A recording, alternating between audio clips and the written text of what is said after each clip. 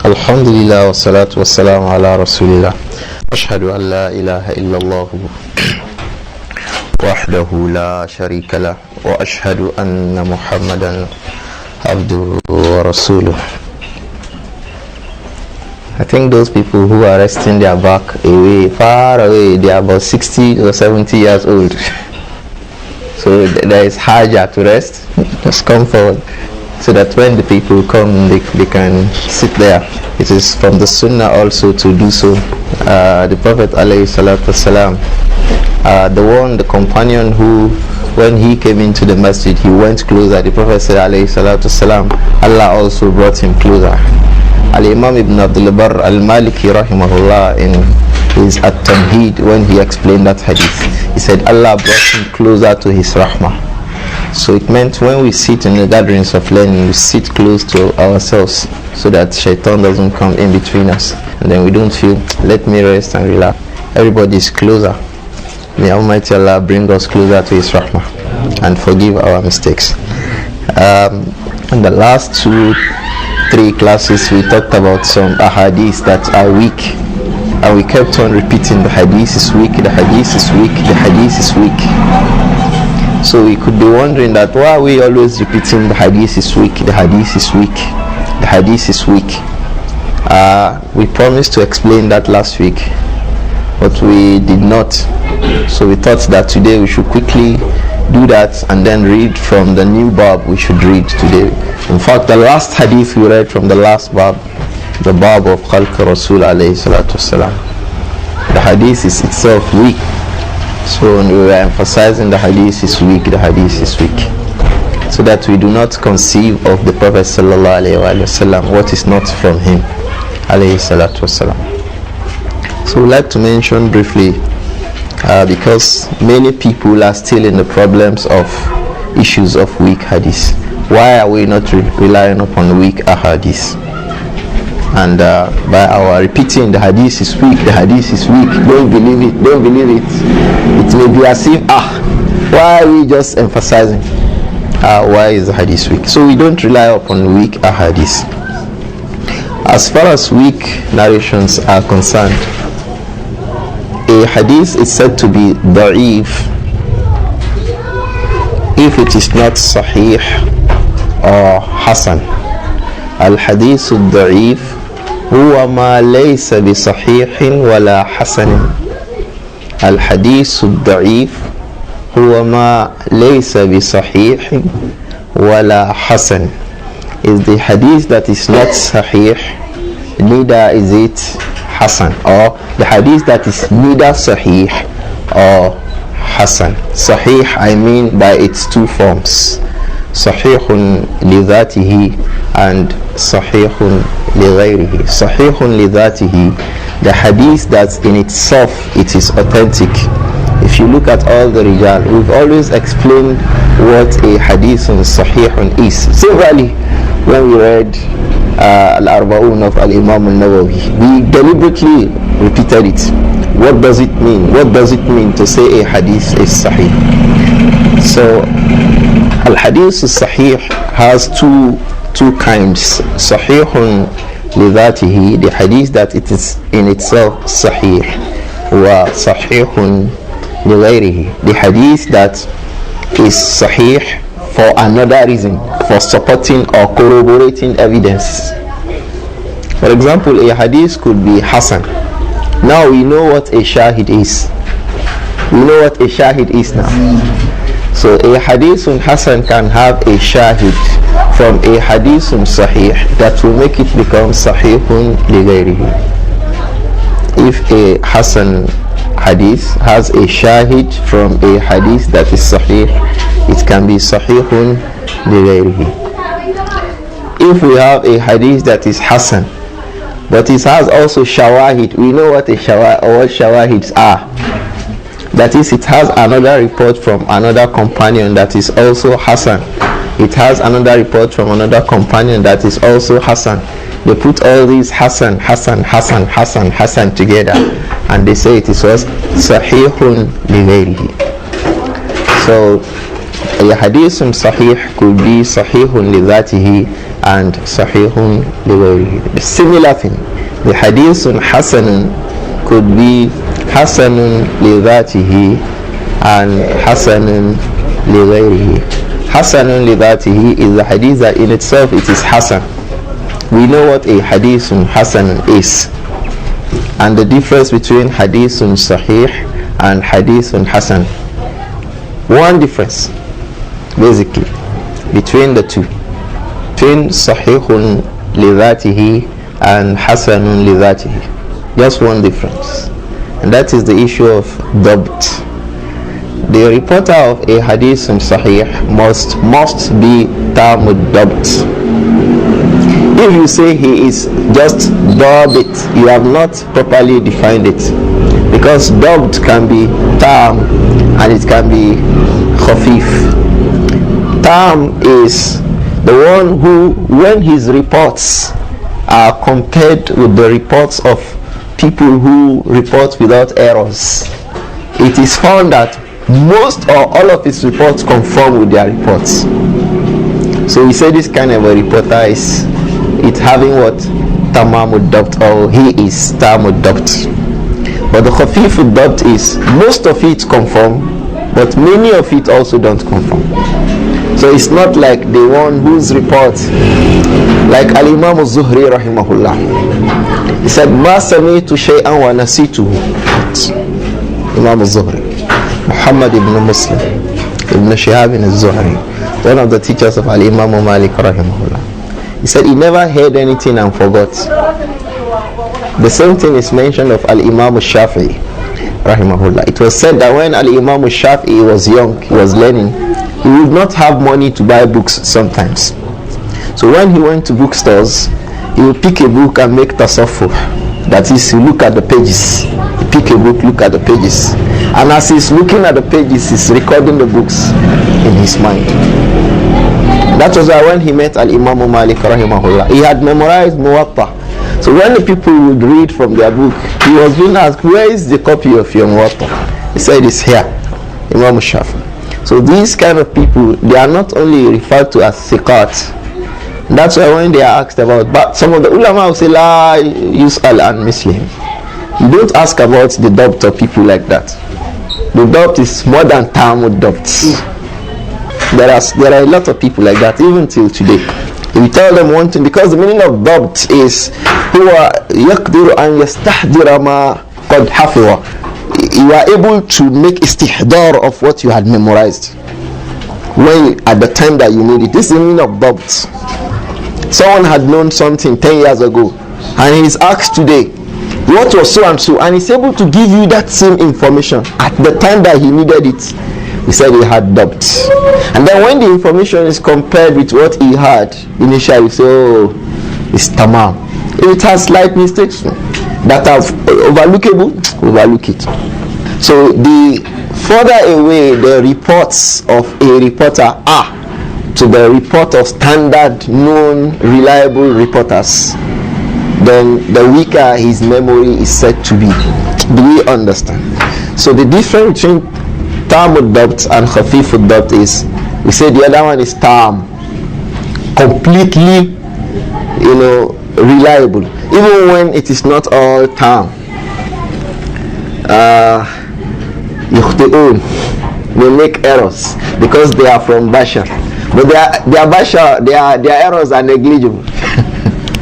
They are negligible errors that they make. They are negligible errors that they make. So we say those people are tamud dabt. But the khafifud dabt are those like we described. Most of their reports conform to the reports of reliable narrators, but maybe you can say 60%. So we say those people are khafifud dabt. So when those kind of people report hadith, their hadith is called hasan. In English you say it is sound. So a hadith is either sahih or hasan. If a hadith is sahih or a hadith is hasan, we depend on them in our sharia. So this hasan, it could be li dhatihi. That is all of what we have been talking about. But it could also be li ghayrihi. The reason why it could be li ghayrihi we explained last week. Maybe because of a shahid or a tabi or shay'un ma yuqawi hadha al-isnad, or something that will give strength to make us understand that yes, this report is authentic. If it is a hadith that is weak, because there are many things that can cause a hadith to be weak. Some of those things are connected to the asanid, and some of those things are connected to the reports themselves. I'm talking about some of those things are connected to how the reports came, as-saktu fil isnad. And then we'll be talking about issues of irsal, we'll be talking about issues of inqita, we'll be talking about issues of i'dal, we'll be talking about issues of there were 5 of them that are connected to saktu fil sanad. You'll be talking about inqita, you'll be talking about tadlis, you'll be talking about irsal, you'll be talking about ta'liq, you'll be talking about i'dal. 5. So all of these are ways by which a reporter is missing in the chain of narration. So when the reporter is missing by any of these ways, if we have time another time, inshallah, we'll give us some explanations of each of these. If we do that today, we will not do anything, and this class will just be a mustalih class. But perhaps we should do it, because there is benefit in all these things. These are things that we hear by the day and we read by the day, and there is need for the average Muslim to get familiar with these things. At least know it's sathiyan. If he sits down now and learns it, we say huwa yatabaharu fihi. He is now becoming, ingrained in its learning. So these things are very, very important. Have little knowledge of it. Today, many people, once they can pick Arabic, they begin to read books. And they read the books. We encourage brothers to read books that are written by the scholars of Da'wah to Salafiyah. And there is no way they will write a book except they'll be telling you that a hadith is sahih or hasan, or mawkuf, or marfu, or mu'allaq. Let's just take one simple example. A hadith reported by Imam Bukhari rahimahullah. It can be in different forms, but one is obligatory to mention. Like Al-Imam al-Bukhari mentions a hadith mu'allaqan in Sahih. It is different from Rawah al-Bukhari. If a person says Rawah al-Bukhari for a hadith that Bukhari mentioned mu'allaqan, we say he doesn't know what he's saying. Ma mayyaza baynahuma. That is, a person reports a hadith that Al-Imam al-Bukhari reports from his usul because he has what he mentioned. It is not every hadith that you see in the book called Sahih al-Bukhari that is part of Sahih al-Bukhari. It is not every hadith that you find in the book called Sahih al-Bukhari as a book that is part of Sahih al-Imam al-Bukhari, from the Sahih of Imam Bukhari. He included some reports that are not from his basic reports. And they are of different kinds. Some of them are shawahid, alhamdulillah, we know what a shahid is. Some of them are mutaba'at, alhamdulillah, we know what a tabi'ah is. And some of them are mu'allaqat. Mu'allaqat are those narrations that, for example, Al-Imam al-Bukhari will say, Qala Ibn Abbas, kaza, kaza, kaza. He did not meet Ibn Abbas. Ibn Abbas radiyallahu anhu died in about 60 years after Hijrah in Ta'if. So how could Imam al-Bukhari, who was born in about 240 something, how could he have been saying Qala Ibn Abbas? But Qala doesn't mean Sami'tu or Haddathani. So he had removed the isnad between himself and Ibn Abbas. This kind of reports, if you go to Sahih Bukhari, you see it. They are called mu'allaqat. Allaqahu. He cut it off and hung it. He hung it because he removed the isnad. It is the isnad that gives a backing to a hadith, like a ladder to someone who wants to climb a roof. So when you remove the ladder, you have hung that person on top of it. That is ta'liq. Allaqtahu hunak. So that is what Imam Bukhari does. He removed the asanid and he said Qala Ibn Abbas. If you especially in Kitab At-Tasfiyah in Sahih Bukhari, this word Qala Ibn Abbas is so common in it. And that Al-Imam Al-Hafiz Ibn Hajar, these mu'allaqat, he went and searched for them and searched for their asanid, and for that he compiled a book called Tabliq Ta'liq. You know, we said ta'liq is to hang something. So he said tabliq ta'liq, connecting what has been hung inside Sahih Bukhari. That is in 6 volumes. Ibn Hajar rahimahullah. So if you find a hadith that is reported mu'allaqan in Sahih Bukhari, you want to know where is the isnad. If you go to Tagliq Ta'liq, you see that. So you see that ta'liq of an isnad is from the evidences of breakage. It shows that there is some missing link. If we can't find any isnad for the full people between the person who wrote the book, Bukhari for example, and Ibn Abbas, the hadith is weak. So any person who is reporting a hadith that the hadith is in Sahih Bukhari and the hadith is only in Bukhari mu'allaqan, he must say Rawahu al-Bukhari mu'allaqan. If he only says Rawahu al-Bukhari and a person who knows the science of hadith will look and say, this person does not know what he's saying, no Rawahu al-Bukhari. And there is a prayer, but it's inside Sahih Bukhari now. You say Allah, ma rawahu al-Bukhari, huwa rawahu aw zakarahu mu'allaqan. Because it has a meaning. It is different from what Bukhari has reported, rahimahullah, musnadan. It is different from what he has reported, musnadan, yani marfu'an muttasilan. That is marfu'an, that he ascribed to the Prophet sallallahu alaihi wasallam, with a linked chain of reporters that every person reported from the next person that met him. What we are saying is that weakness of a hadith can come from the sakt, from a breakage that will come in the chain of reporters. It can come from the chain. And then we can have a idal and inqita and tadlis and irsal. We are trying to say that any hadith that is not sahih or hasan is da'if. So we are trying to describe the aspects, the forms of a hadith from da'if. So those are the forms. The breakage, the problem could come from the linkage, and the problem could come from the people who reported it themselves. Like people being people of bid'ah, and that he has reported a hadith that is supporting his bid'ah. Like somebody being weak in Sayyil Hibs, they will call him, that his memory is very bad. If he hears something being called arranged as 1, 2, 3, 4, 5, he will say it was arranged as 5, 4, 3, 2, 1. He will report it in the opposite. Or he will say no, it was reported as 7, 8, 9. He will even mention something that is not there completely. And when he will mention something that is there, maybe 3, 2, all the rest are not there. He will just mention it. Like you will see when we read the hadith of Ali, that was said to have been reported by Ali radiallahu anhu in this report. It was mixing up, and this is one of the evidences of a weak report. You see it mixed up. So the person who mixes up this kind of a report like this is mentioned to be what? A weak reporter. In many cases, if it is really, really bad, they call him Sayyil Hifz. So the problem could also be with respect to his adala.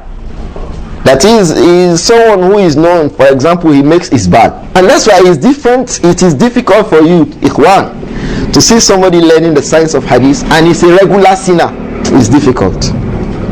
Because his adala will be destroyed from the very beginning. His adala is his trustworthiness. From the conditions that a hadith is weak, it's that it must be reported by an adlun. We have been talking about dabt. But it must be reported by an adlun, somebody who is trustworthy. Man la yartakibul kabira la yasiru ala al-ithm. He will not be continuous upon a sin. He is lying, or he backbites, or he abuses people, or he drags his lower garment. It's difficult to find a real tolerable ilm fil hadith. He is making isbal. He is walking and they are telling him, please brother, raise your... It will not be. If it happens, it is in error. Because from the very beginning, he is destroying the essence of his getting engaged in that science. You will not see a tolerable ilm fil hadith shaping his beard. It's very common now. If you go to Madaris, you see the ustaze, you see them, they shape the beard, they clean it up, like Teddy, like a fine boy. No, he's keeping the beard for the sake of Allah. So whether it is fine or not, he leaves it like that. If a Baba mistakenly cuts it, he says leave it, leave the rest like that. Like Al-Imam Sulaiman ibn Mihran al-A'mash. Somebody Baba say I mistakenly cut the beard, say leave it like that. He was carrying it about like that.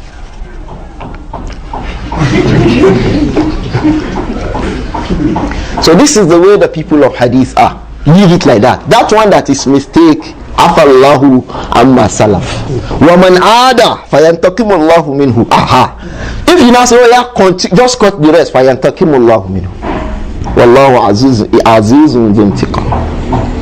So but like in the one that came as a result of mistake, afallahu amma salaf.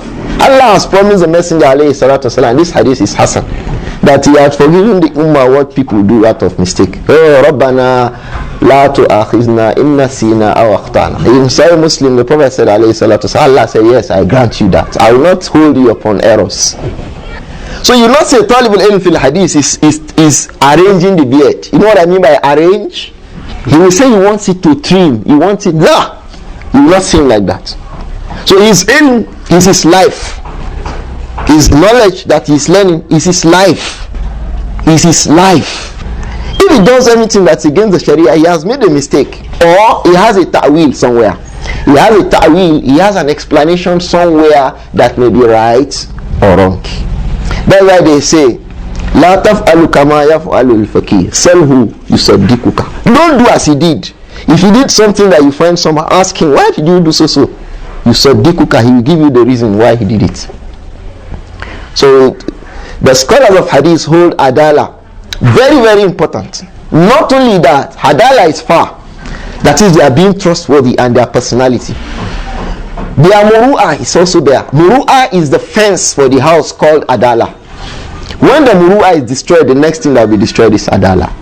But the person who has adala, he uses muru'ah as the fence.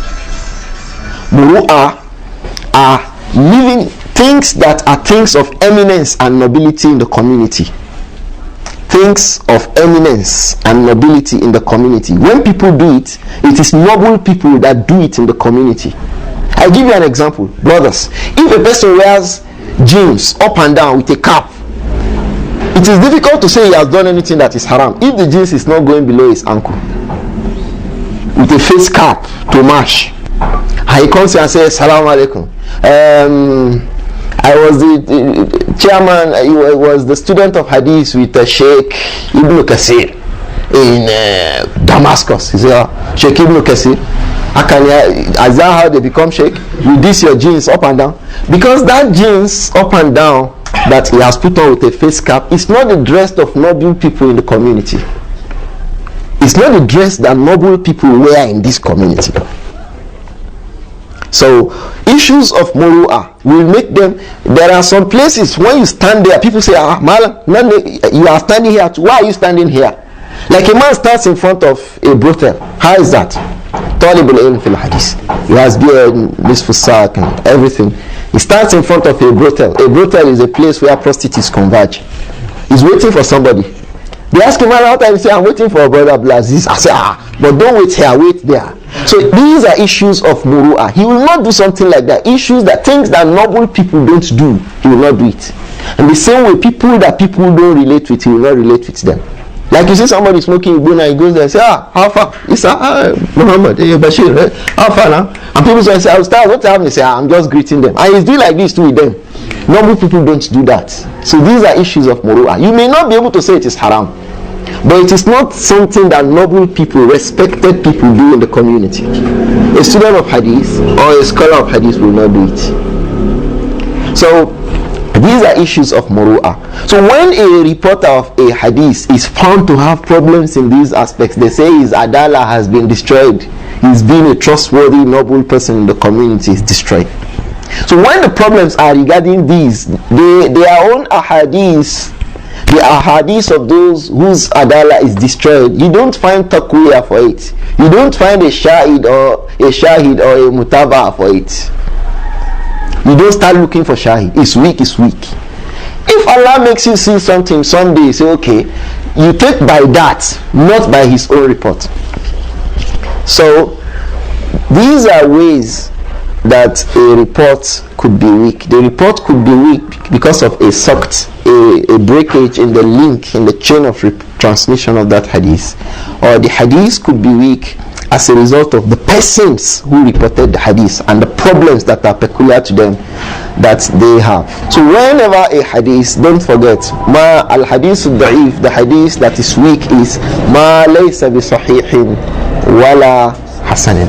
What is not sahih and what is not Hassan. So when these people report a hadith to say no, this hadith is weak, and we will not depend on them.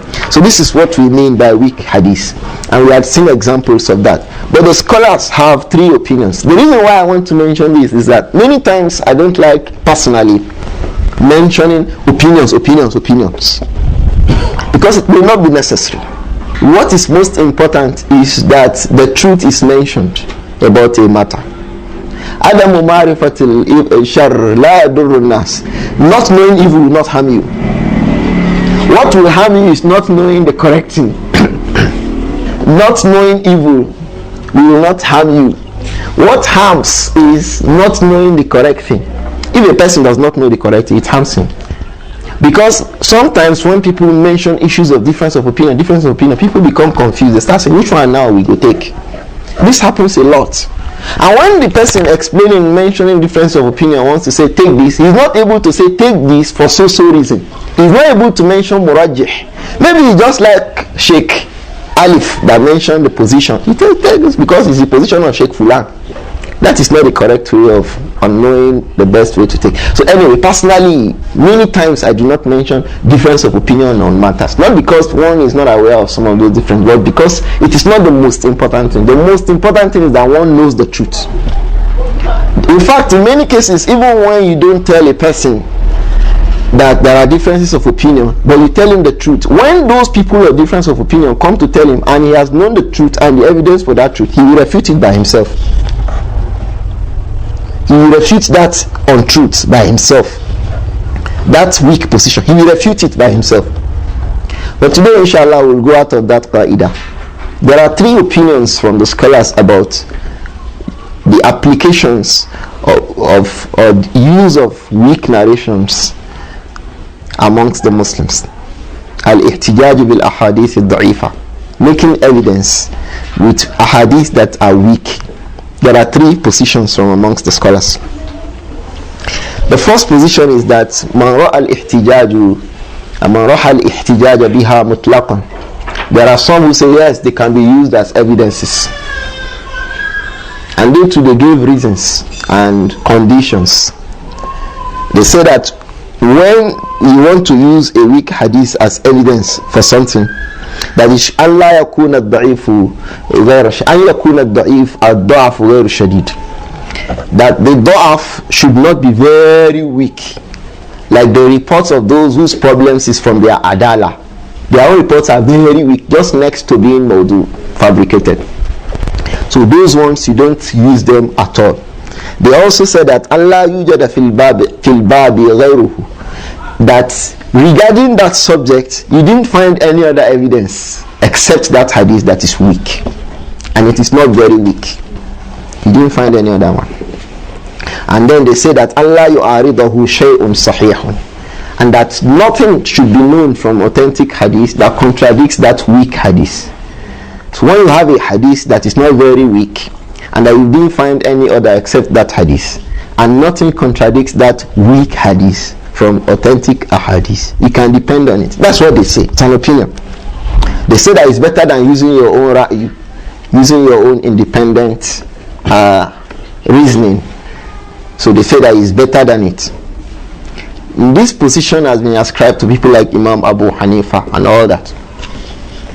So this position does not have any other evidence than that it's better than individual positions. It's better to take a weak hadith than an individual position. It does not have any other evidence than this. But this in itself is clearly a weak thing, because that would be implying that there are aspects in the life of a Muslim that has not been authentically reported. Do we understand? That there's a matter, we didn't find any authentic hadith, and the hadith is not very weak. It means that there are aspects, if we depend on this reasoning, there are aspects of the Sharia that has not been authentically reported. And Allah has assured us that this deen is something that la ya'tihi al-batilu min bayni yadayhi wa la min khalfi. And then he says, inna nahnu nazzalna dhikra wa inna lahu lahaf. So where is the hifz if it cannot be transmitted with authentic report except with a report that is weak? So this position itself is very weak, very weak. The second position is the position of those who say, okay, we will not use weak ahadith regarding issues of halal and haram, al-ahkam. This is halal, this is haram. We will not use weak hadith, but we will use weak ahadith in fada'ilul a'mal. Fada'ilul a'mal is that, like somebody tells you, for example, that it is permissible to perform salatul zuhr. Not that it's permissible, it's wajib or not. It's from the khams salawat. So if somebody comes and says any person who performs salatul zuhr, Allah will give him 1,000 wives inside al-Jannah. This is fadailul a'mal kind of thing, is encouraging him towards performing salatul zuhr, even when salatul zuhr is originally established in the Sharia. So can somebody perform salatul zuhr having intention of this? So they say that it's permissible because it does not change the ruling of salatul zuhr. But salatul zuhr is mustahab wa ma yani wa ziyada. That salatul zuhr is mustahab and something which is wajib. So but this one is only encouraging you to perform salatul zuhr. So they say it has not changed anything regarding salatul zuhr. So since it has not changed anything, so one could have it in mind. And they evince this their position in a very, very funny way. That if you have that reward in mind, if that weak hadith is now true, then you will have the reward. If the weak hadith is not true, then you have not lost anything. And then they quote a hadith to establish this position. They say that the Prophet said, alayhi salatu salam, that man balagahu anillahi fadlun, whoever that something reaches from Allah of virtues, of excellence regarding a matter, فَأَخَذَ بِذَلِكَ الْفَضْلَ, and then he took to that thing of virtue, أَعْطَاهُ اللَّهُ مَا بَلَغَهُ, Allah will give him that. For example, someone tells him you get 200 wives in Al-Jannah, for example, if he performs Salatul Zuhr, but he now believed it and acted upon it, Allah will give him that thing. وَإِنْ كَانَ الَّذِي حَدَّثَهُ كَاذِبًا, even when what he was told is a lie, he will still get that thing. This hadith itself is mawdu'. Is in silsilatu hadith ad-da'ifa. The hadith upon which they base the hadith is worse than the opinion they are defending. What they are trying to defend a hadith ad-da'ifa, but the evidence to defend a hadith ad-da'ifa is itself mawdu'.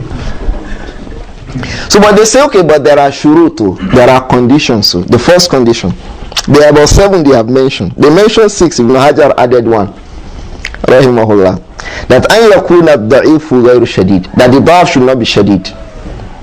That is, it should not be a hadith regarding, they say, for example, da'ifun jiddan. An yakuna ad-da'ifu tahta aslin amin, and that da'if should be under an asl that is am. For example, the example of Salatul Zuhur that we gave, you know that for that fadl, the virtue has an asl. The asl is that Salatul Zuhur is already established. So it should be something like that. It should not be something new. They start something new. Like somebody says, anybody who performs 2 rakats after, like somebody says, any person who can go around Kinkino 20 times. That there's one Kinkino in the hadith. And when you found the Kinkino, it is this Kinkino wherein you live. So in that hadith, they say anybody who goes around Kinkino 50 times, by each time that he goes around Kinkino, Allah will build a house for him inside Al-Jannah. You say Allahu Akbar. So when he arrives here, he's looking for Kinkino. They say the Kinkino is in Nigeria. He's looking for Kinkino, he not got Kinkino. He says, Inshallah, there's hadith. And he brought the hadith. Maybe one Al-Hakim At-Tirmidhi reported the hadith. Because Hakim At-Tirmidhi, or Al-Hakim At-Tirmidhi, or At-Tirmidhi Al-Hakim, from what he said about himself is that if he sits down and he thinks something, this thing is good, he will start writing it down. So he has a book, Al-Jami Al-Usul. Somebody used to call it Al-Jami Al-Shurur. So he got that book, say, there's one book, Al-Jami Al-Usul, there's one hadith in it. And he comes here and starts running about. You know, he has started something new in the Sharia. That thing does not have any asl in hadith that is authentic. This is not what they are even talking about. Even when many of those who have been depending on weak ahadith have depended on weak ahadith for things that do not fall under aslun am. Many people who depend on weak hadith for things have depended on weak hadith that does not have or fall under an asl that is what am.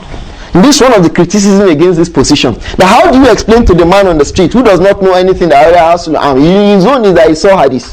Like this book people read in this town is very common. Ahadithul Mukhtara. Mukhtar al-Hadith. Because Ahadith Mukhtara is by Imam Diyauddin al-Muqdasi. It contains very many authentic hadiths. So this one you read in your town is called what?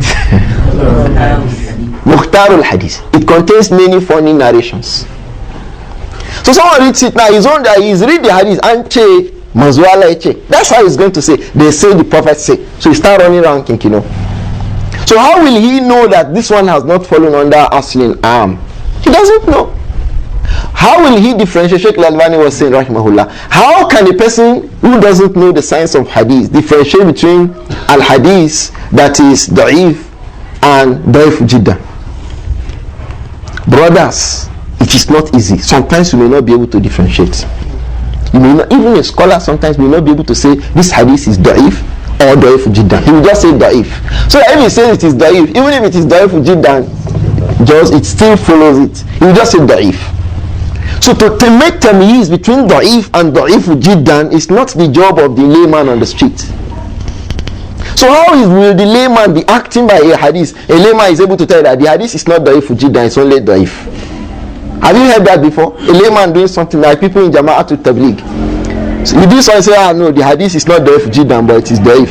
And they say we can act on da'if, not da'if jiddan. He is not able to make tamyiz. He does not have ahliyah to make tamyiz, to differentiate between these things. So how are you giving that kind of a person conditions? The third condition they give is that Allah ya'taqida indal amali bihi subutahu. That when he is acting upon it, he should not intend in his mind, he should not believe that it is established. How can a man travel from Akhir Dunya to Kinkino to round Kinkino and he does not believe that it is established? Do we understand? They say from the conditions of acting upon weak hadith is that the person should not believe that what he is doing is established in the Sharia. So why is he doing it? If he does not believe that it's established, why is he doing it? Don't forget the two asl for acceptance of deeds. Ikhlas and mutaba. Under ikhlas, you have one thing there. Ihtisab. You are expecting to be rewarded for it. How can you be expecting to be rewarded for something that you already believe is not established in the Sharia? So these conditions have problems. The other one, an yakuna mawdu'ul hadith fi fadail al-a'mal. That the issue, the topic of discussion of the hadith should be regarding fadail. We'll explain that at the beginning. The other condition, the fifth one, an la yu'arida hadithan sahihan. It should not conflict an authentic hadith. How many hadiths have people acted upon that are weak and that contradict authentic hadith? Many that people act upon. The sixth condition is that Allah ya'taqida sunniyata ma yadullu alayhi, yani ma yadullu alayhi al-hadith. He should not believe that what that hadith points to is a sunnah.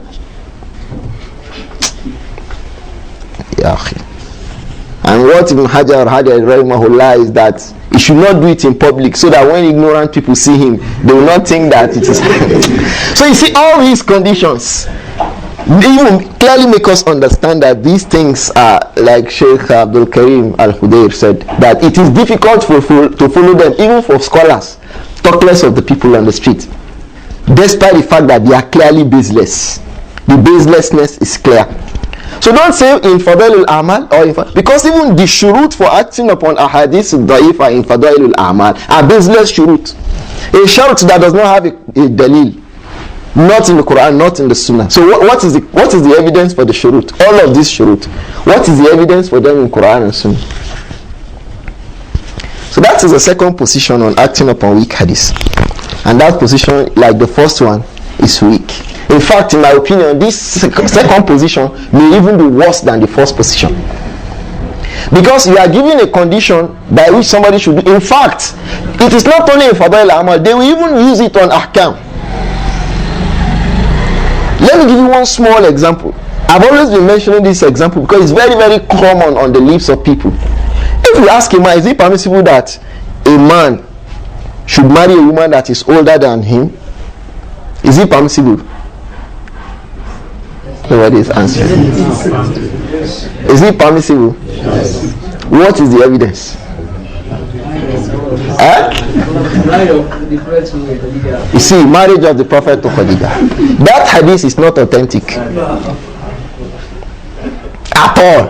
In fact, they are all near Mawdu'at, Manakir, Mudalat.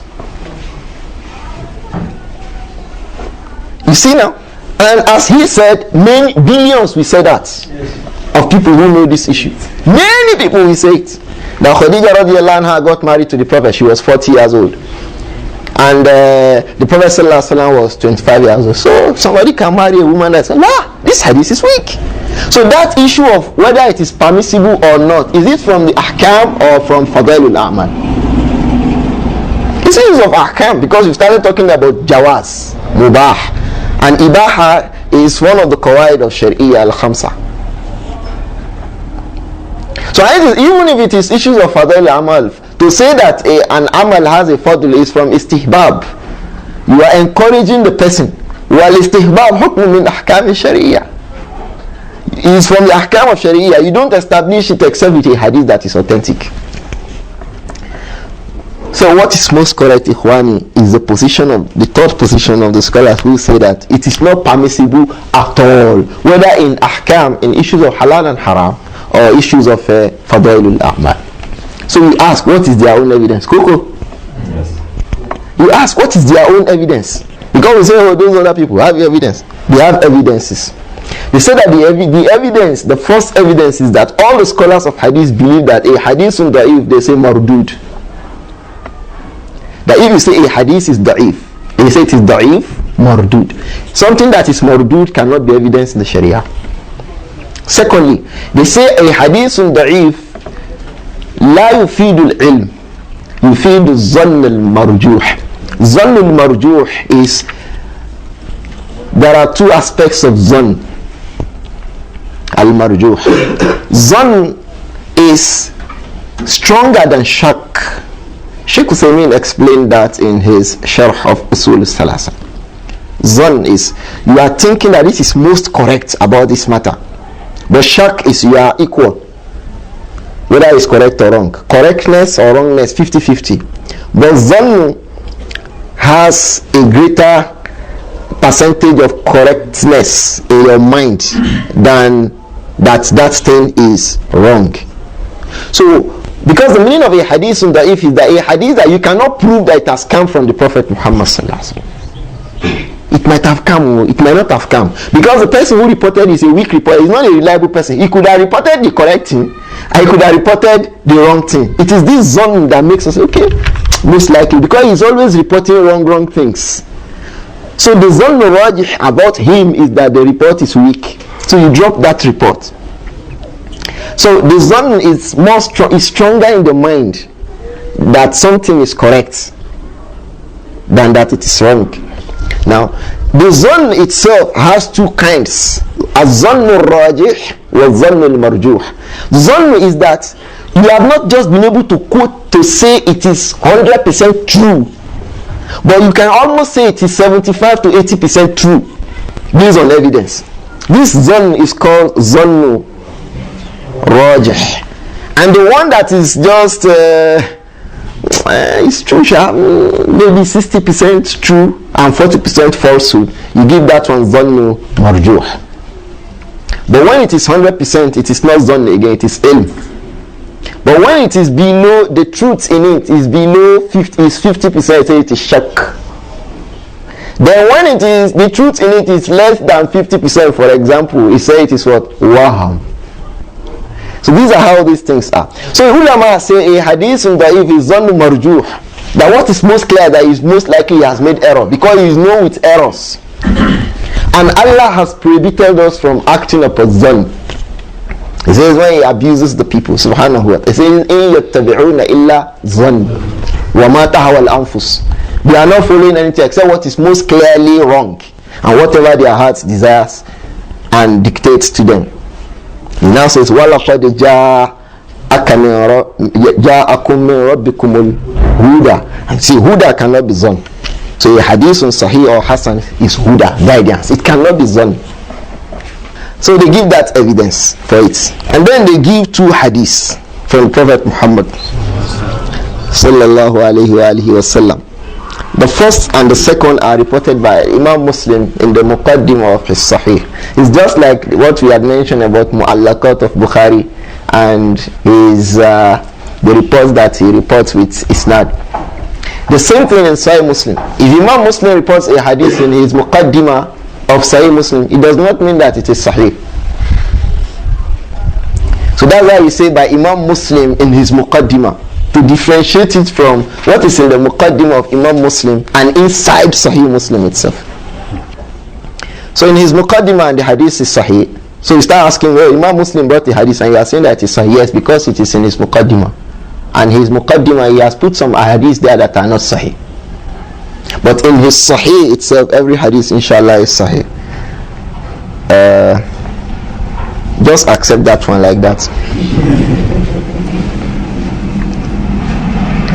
So in that hadith, the Prophet said alayhi salatu wassalam, that man haddatha anni hadithan yura annahu kadhbun fahuwa ahadul kadhibain. Man haddatha anni hadithan, whoever gives a hadith from me, he cites from me a hadith, yura annahu kadhb. But yura is, there is doubt. It may be true, it may not be true. It may be right, it may not be right. This is hadith on da'if. That's the meaning of hadith. You are not sure that it is the Prophet that said it. In fact, in hadith on da'if, you are most likely sure that the Prophet did not say it. Because that person is a reporter of weak narrations. But the fact that he regularly reports weak narration does not mean that he cannot report a correct narration. So if a hadith is like this, you can't say it. He said it, he didn't say it. The Prophet said, Yura annahu kaza. He is still quoting that the Prophet said it. He says, alayhi salatu salam, فَهُوَ أَحَدُ الْكَاذِبَيْنِ. He is the second of two liars. Who is the first liar? The person who originated that report. The second liar is the one carrying that report. In another riwayah, أَحَدُ الْكَاذِبِينَ, one of the many liars, one of the many people who will have been carrying around that report. So ulama said this is evidence that you don't depend on a hadith, except a hadith that you can say the Prophet said, sallallahu alaihi wasallam. And you can't say Prophet said regarding any hadith, except a hadith that is what? Either Sahih or Hasan. The third hadith, or the second hadith they quote, is the hadith also reported by Imam Muslim in his Muqaddimah, that he said alayhi salatu wassalam, Kafa lilmar'i kadhiban an yuhadditha bikulli ma sami'a. It suffices for a man to say that this man is a liar. When they ask why is he a liar, say he just used to narrate anything that he hears. So he will not say is this Sahih or Da'if. Just report everything. He mixes everything together. Shaykh al-Albani rahimahullah, he made iktibas with that hadith. He says, Kafa lil mar'i dalalan an yuhaddisa bi kulli ma sami'a. Because he will go astray. As he's hearing and saying anything, he will be leading himself astray. Because he's hearing and saying just anything. So these are the reasons why the scholars say you don't depend on weak narrations. Al-Imam Malik rahimahullah is also reported by Imam Muslim in the Muqaddimah of his Sahih. He said, rahimahullah, Malik ibn Anas Abu Abdullah, he said, I'lam annahu laysa yaslimu rajulun. Go and understand, you should know that no man will be free haddasa bi kulli ma sami'a. Who is that? The one who reports just anything that he hears. Wala yakunu imaman abadan. That kind of a person can never be an imam. He can never be an imam. وَهُوَ يُحَدِّثُ بِكُلِّ مَا سَمِعَ. While he reports what he hears, just anything, no tamyiz, no sahih, no da'if, لا يكون إماما أبدا. He will never be an imam. That's from Imam Malik. Al-Imam al-Shafi'i, his student, rahimahullah, Muhammad ibn Idris, also Abu Abdullah, he said, كان ابن سيرين وإبراهيم النخعي, that Al-Imam Muhammad ibn Sirin, from the most learned amongst the Tabi'un, and Ibrahim al-Nakha'i are one of those who took from the students of Abdullah ibn Mas'ud, one of the fuqaha, very, very learned people from the scholars of hadith and fiqh in Kufa, Ibrahim al-Nakha'i. وَغَيْرُ وَاحِدٍ مِنَ التَّابِعِينَ, and many others amongst the students of the companions, يَذْهَبُونَ إِلَىٰ أَنْ لَا يَقْبَلُوا الْحَدِيثَ, they have an opinion that the hadith should not be accepted إِلَّا عَمَّنْ عَرَفَ, except from a person that really knows what is reporting, وَحَفِظَ, and then he can report without what he has reported, what he has heard without errors. He memorizes and he knows what he is reporting. وَمَا رَأَيْتُ أَحَدًا, and I have not seen anyone, the person talking is Al-Imam al-Shafi'i rahimahullah, وَمَا رَأَيْتُ أَحَدًا مِنْ أَهْلِ الْعِلْمِ بِالْحَدِيثِ, I've never seen anyone from amongst the scholars of hadith يُخَالِفُ هَذَا الْمَذْهَبِ, Imam al-Shafi'i. This is like an ijma'. He says, مَا رَأَيْتُ أَحَدًا مِنْ أَهْلِ الْعِلْمِ بِالْحَدِيثِ يُخَالِفُ هَذَا الْمَذْهَبِ. I've never seen anyone from amongst the scholars of hadith who contradicted this opinion, rahimahullah. وَكَانَ طَاوُوسِ, he wants to give you more evidences. Al-Imam Tawus ibn Kaysan, Imam Ahl Yemen, that Imam Tawus إِذَا حَدَّثَهُ رَجُلٌ حَدِيثًا, when a man narrates any hadith to him, قَالَ, he will say, إِنْ كَانَ حَدَّثَكَ حَافِظٌ مَلِيءٌ, if the person who had reported this hadith to you is a hafizun mali, a hafiz that is loaded with knowledge, if he has reported it, wa illa fala tuhaddisu bihi, if it is not a well-learned person, well-grounded person that has reported the hadith to you, la tuhaddisu bihi, don't even report it, talk less of acting upon it. You don't tell another person, just let it end there. Imam Shafi'i said this. He mentioned it in his book Al-Umm, the 6th volume, page 91. There are other scholars who had comments like this, but I think we should move ahead. The last one we read, we wrote about 3 or 4 others, but the one we read to us again is that of Al-Imam Ahmad Muhammad Shakir. He said rahimahullah that Walladhi, Imam Ahmad Shakir is from one of the most learned people that has ever come from Egypt. He's done a lot of work. From that is his tahqiq on Musnad Imam Ahmad. He also did a mukhtasar on Tafsir Ibn Kathir. He also started the sharh of Sunan al-Tirmidhi, but Allah didn't permit him to finish the work. He has very many other good works. He has a tahqiq of Tafsir Imam al-Tabari, Imam Ahmad Shakir. He has a very nice book. He has a book, Nizam al-Talaq fil Islam, well learned, well grounded. And his tahqiq of Sahih al-Bukhari is the most reliable today, because he depended on the nuskh of Al-Imam al-Hafiz al-Yunani. When Al-Imam al-Hafiz al-Yunani was narrating that Sahih Bukhari in Dimashq, Al-Imam Ibn Malik, who wrote Al-Fiyah Ibn Malik in Nahu, was sitting down. He too was hearing hadith from Muhaddisun, despite his Nahu. So Imam al-Hafiz al-Yunani will tell him, إِذَا أَخْطَأْنَا فِي الْعَرَبِيَّةِ فَصَوِّبْنَا, if we make one mistake in Arabic, tell us, okay, but listen to the hadith. So the Muhaddisun, they are the real people. You see all those others, they are kalam, they are just talk. So that nuskha was taught to Imam Ahmad Shakir by his father Mahmud. So it is that nuskha that is getting about popular today, aside the nuskha of Darus Salam. It's also getting, in fact, my observation is that Darus Salam themselves depended on that nuskha. So Imam Ahmad Shakir, he also has other books. He has a ta'liq, he has a sharh of Al-Fiyah of Al-Imam al-Suyuti.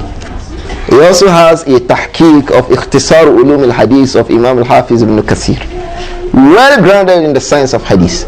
If there was a scholar of hadith Shaykh al-Albani met, and he met, that was Ahmad Muhammad Shakir. But they could not really discuss knowledge. He met him twice, once in Mecca, once in Medina. And on the 2 occasions, Imam Ahmad Shakir gave excuse his wife was ill. If you are on Hajj and your wife is ill, you came with your wife and she's ill, wallah, you know that excuse is a very, very big excuse. Look, my wife is sick, please. So he was attending to her and could not sit down to discuss knowledge with Shaykh al-Albani. I think that was in about 1943 or 45. Shaykh al-Albani mentioned it in Tamam al-Minna, that he met Shaykh Ahmad Shakir twice. And that was Shaykh al-Albani's first Hajj, because then he was asked to take some soldiers who were returning from, I think, the Second World War. He was asked to take them for Hajj. Many people go to Hajj today, they don't look for scholars, because they too, they are scholars. Coco. Many Nigerians, they will see them, they will write Shaykh Fulan, like signboard. I've never seen it before except with Nigerian people who lead our people. They write Shaykh Fulan, signboard. What about the shuyukh who came from all over the parts of the world? They didn't write Shaykh in front of them, carrying Shaykh, bandage, blackboard of Shaykh on their chest. So how will those people look for learned people? One tell me that when he went there, he was looking for Ahmad Gumi. Hey, that's your own Shaykh. So when students and teacher Al-Imam Ahmad bin Hanbal met Sufyan ibn Uyayna in Hajj, is opportunity. He also met AbdurRauf ibn Hammam al-San'ani. They met him himself, Ali ibn al-Madini and Yahya ibn Ma'in. They saw AbdurRauf making tawaf. AbdurRauf ibn Hammam came from Yemen, and the reports of Imam Ma'mar are to be gotten from AbdurRauf, because he is from the most trustworthy students of Ma'mar ibn Rashid, and Ma'mar ibn Rashid is from the most trustworthy students of Al-Imam al-Zuhri. And you know who Zuhri was in Ilm al-Hadith. So if Ahmad bin Hanbal rahimahullah wants to get the reports of Zuhri, he needs to get AbdurRauf. So he saw him in Hajj. He said, oh, this is the person we are looking for. They said, no, we have seen, we got the Hadith, but we are still going to Yemen. They came from Baghdad to Hajj. They are still going to Yemen. Please look at your map. When you get home, you know what we are talking about. They were going on their foot. So they saw and said, yes, we are coming. We are still coming to meet you in Yemen. So they got what they will get, but they still went to Yemen. They stayed there for 6 months. The three of them, Ahmad ibn Hanbal, Yahya ibn Ma'in, and Ali ibn al-Madini. Despite the fact that they had met him in Hajj. When our people go to Hajj, they are going to buy jalabia and cap. They are students and malams. So they are not used to doing like that. We are talking about Imam Ahmad Shakir. We want us to know who he is, so we know the kima of his statement. Rahimahullah. He's dead now. He has many very, very beneficial works. Imam Ahmad Shakir. He says, وَالَّذِي أَرَاهُ, what I view in this matter, أَنَّ بَيَانَ الضَّعْفِ فِي الْحَدِيثِ الضَّعِيفِ وَاجِبٌ, that for a person reading hadith to people to always say that this hadith is weak, as we were shouting, is wajib on us. Meaning, if we don't do it, we are sinning, because we are making the people hear something. Prophet say. We are not telling that prophet did not say. They say that prophet say. So he says it is wajib fi kulli halin, in every condition. لأن ترك البيان يوهم المطلع عليه أنه حديث صحيح. Because if you don't do it, the person who is reading your work, maybe you are writing or listening to you, will be made to think that the hadith you are reading is a hadith that is what? Sahih. خصوصا إذا كان الناقل, more so if the person talking, إذا كان الناقل له, more so when the person who is reporting this kind of a hadith, من علماء الحديث الذين يرجع إليه في قولهم في ذلك, is a kind of a person that يرجع إلى قولهم في ذلك. Whenever people want to know, is the hadith sahih or not, they'll be asking him, is this sahih, is it not sahih? So when he's talking, if the hadith is not authentic, he should be saying, this hadith I'm saying is not authentic. And that's why Shaykh al-Albani rahimahullah, it's difficult when you hear him doing a lecture. If you mention say a hadith, say this hadith is weak, any hadith you hear from him rahimahullah, it is authentic. If he does not tell you that it is weak, hold this qaida. If you read any book of Shaykh al-Albani, that one is rare. If you are reading his book, if he sees a hadith, he will tell you this hadith is authentic, unless it is reported by Bukhari and Muslim. Even at that, if he has a difference of opinion, he will say it. Rahimahullah. Somebody asked him, why do you always say that? He said, because that is the knowledge Allah has given me. Allah has given me knowledge to be able to differentiate between Sahih and Daif. So anytime that I say Sahih, I will say Sahih. Anytime that I see da'if, I will say da'if. Rahmahullah. He says, وَكَانَ فَضْلُ اللَّهِ عَلَيْنَا عَظِيمًا. He has the right to say so. Rahimahullah. So all the time, if you are a person that each time you talk, people think you have said something reliable. If you say a weak hadith, say it that this hadith is weak. Don't forget, Shaykh Ahmed Shakir had told us that it is also obligatory for you to be saying that it is weak. You must be saying it.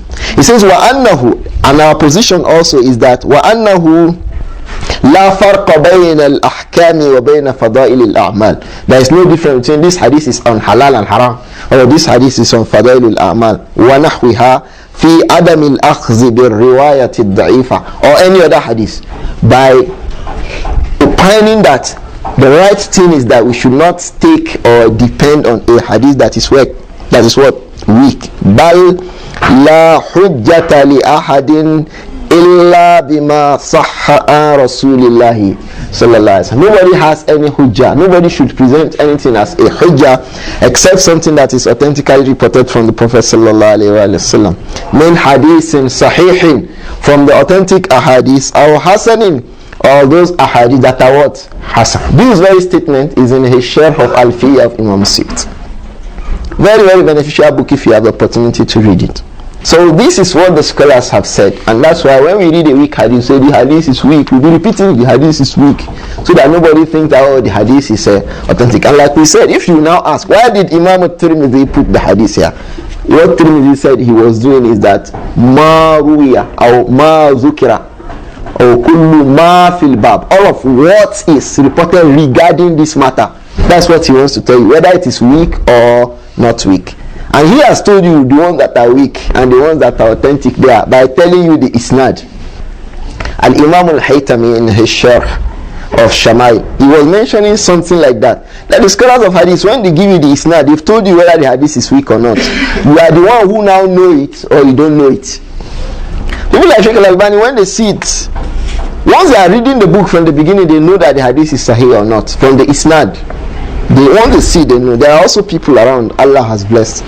It's not that Allah gave them wahyu from heaven. They read, study. They too, they get to the level when they see this isnad, they know that this isnad is weak. It can't be authentic. Or when they hear the word of the hadith, the Prophet does not talk like this. And when you go and find out at the end, you say, oh, it is true. The Prophet didn't say it. Alayhi salatu. So these are the reasons why we have been criticizing weak hadith. We've been criticizing it, that we should not depend on it, because la yufidu illa dhann, it does not bring any benefits except doubts, and Allah has prohibited us from acting upon doubts. I intended that when we finish this discussion on hadith, if we read at least 2 hadiths today, but I think our time is far spent. Perhaps there'll be 1 or 2 questions, inshallah. We'll start the bab next week, inshallah. Or we should read at least 1 hadith. We should start the bab next week. So let's go on with weak hadith and their rulings. Go. And Sahih hadith. Okay. Inshallah. Now. Alaykum as-salam. When he comes to Da'if hadith, we just say the next hadith is Da'if, so we will not read it so that when you go, we'll mix it up with his methodology. We heard that. That somebody is reading Bulugh al-Maram, for example. So when he reads the authentic ahadith, he has a book that has been verified with tahqiq. Maybe the tahqiq of Shaykh Samir al-Zuhairi, or the tahqiq of Shaykh Tariq ibn Wadillah, or that of Shaykh Muhammad Bayumi, or that of Shaykh Hamid al-Fakki, that of Luqman al-Salafi. All these are very good tahqiqat of Bulugh al-Maram. So he's reading any of these, and he's saying this hadith is authentic. He gives you, he explains it, and he brings the ruling out. The next hadith is weak. He will not read it at all. He goes to the next authentic hadith. Right? There's nothing wrong about that. There's nothing wrong about that. But he has not done justice to the book. He has not done enough justice to the book. he has not done justice to the book. If he reads it, he tells them that it is weak. If those people are not up to the level, let them be of understanding things like that. Let them read books that are simple, like Arba'un, or that books that only contain ahadith or sahih. Or if they need the ahkam, they should read other books that does not contain ahadith on ahkam, and that are based on ahadith sahihah, like AbdurRauf of Al-Imam Ash-Shawkani rahimahullah. It's one of the best books on fiqh, I've never heard or seen it being taught. AbdurRauf, Imam Ash-Shawkani. He summarized, Shaykh Al-Albani praised that book a lot. He summarized all these issues of fiqh, tahara, salat. He summarized it, and all the positions there are based on hadith or sahih, except a few of them. But to him, in the judgments of Al-Imam Ash-Shawkani, all the ahadith are sahih. But just a few, very, very few, scanty. It suffices to, especially people who teach children and women. If you teach women that kind of a book, it will really be nice for them, because they may not be able to start knowing all the evidences. So when you are explaining it, you'll be the one be bringing the hadith little by little in a way that they will understand it. So books like that can teach somebody fiqh. It's not compulsory that you must be reading Bulugh al-Maram from the very beginning to learn fiqh. So if he learns a book like that, the person explaining it too will be telling him Sahih Da'if, Sahih Da'if, Sahih Da'if. This Sahih Da'if, we must be saying it because there are a lot of Da'if now. We are in a crisis. If we had lived in the time of the companions now, we would not worry. Everything you hear is Sahih. That was what Ibn Sirin said. Everything that we don't know the age when the Prophet ﷺ married Khadijah. But what is clear is that Khadijah had married two men. I mentioned the man's name, I think, in the last verse. Where's his name? Abu Hala. So he had what? Hala and Hind for Abu Hala. And the second husband, he also had Hind for him.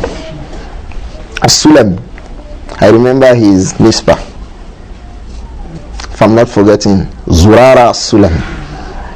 So that's the second husband of Khadijah radiallahu anha, before the Prophet sallallahu alaihi wasallam. These ones have reports that may be reliable.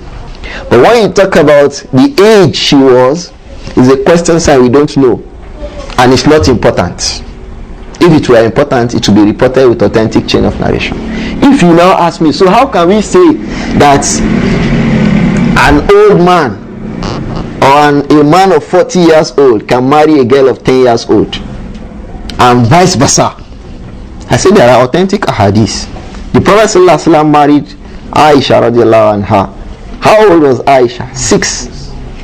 6 years and 9 months. Yes, because the marriage took place in the month of Shawwal. 10 months. 6 years and 10 months. And that's why in some reports in Sahih Muslim it says Sab'ah. She says she was 7. So the person who reported 7 converted 6 years and 10 months to 7. So, and she came into his house when she was 9 years old. Then she was 8 years old and 10 months. Because that one also took place in Shawwal, in the first year of Hijrah, immediately after the Battle of Badr. So we have evidence from this one, and that's what the scholars have been using, that a man who is old, far older than a girl, can marry a girl that is older than him, that he is older than. So why are they blaming Yarima? So that is on one side.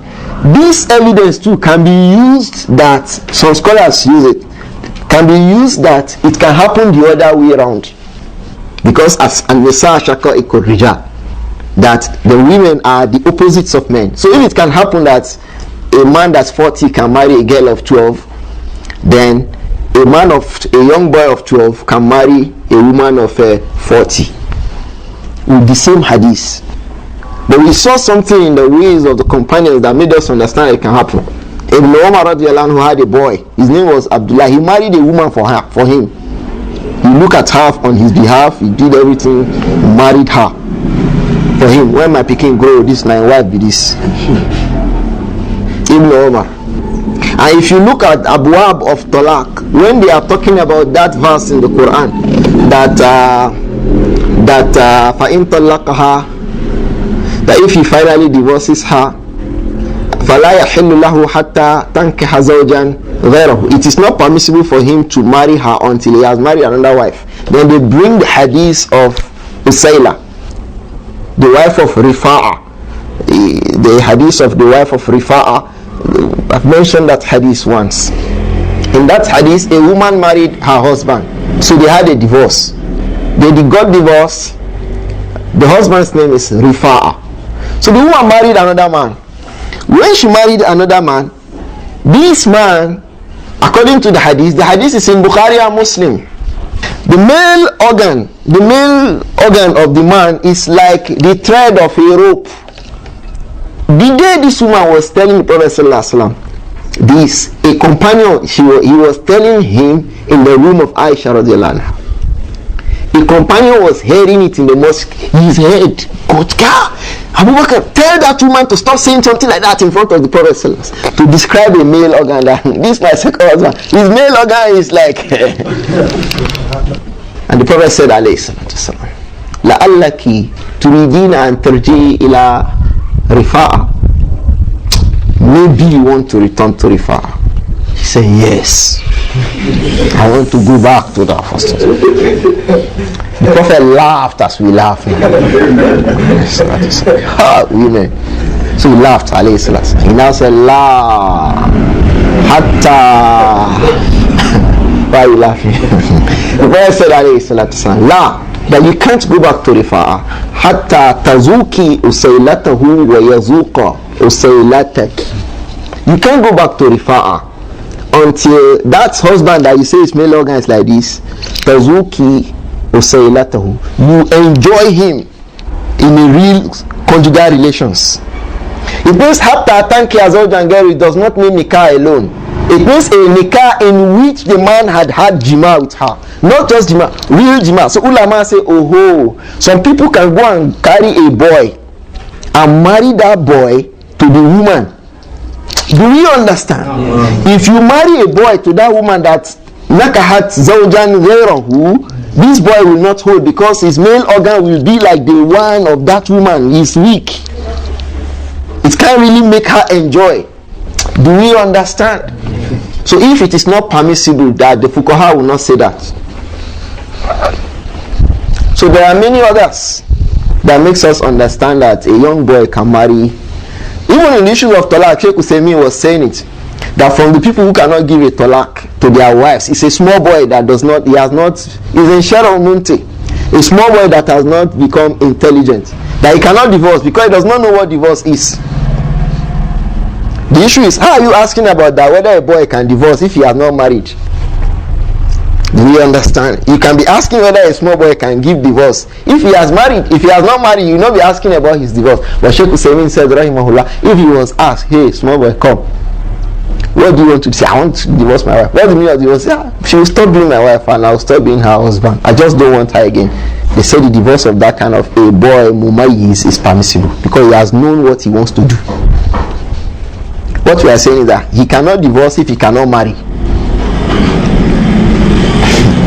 So we don't need to start fabricating and ascribing 40 years to Khadija and 25 years to Prophet in a lie, in something that is not authentic, before we can establish that hukum in the Sharia.